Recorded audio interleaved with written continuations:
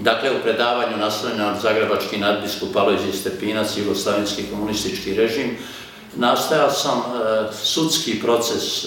blaženom Alojziju Stepincu staviti u kontekst onodobnih odnosa države i crkve, pri čemu smatram da je bilo uvjetovano s jedne strane komunističkom ideološkom paradigmom,